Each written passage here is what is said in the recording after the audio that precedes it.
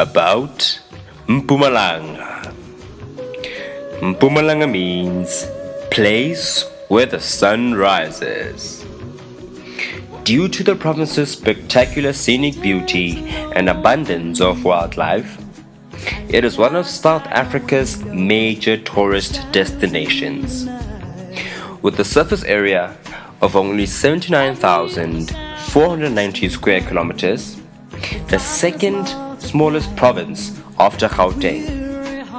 It has the fourth largest economy in South Africa, bordered by Mozambique and Swaziland in the east and Gauteng in the west.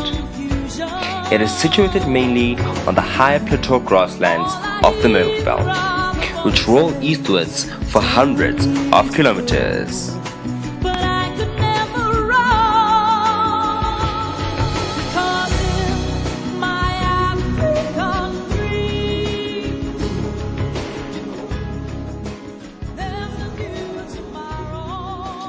In the northeast, it rises towards mountain peaks and terminates in an immense escarpment.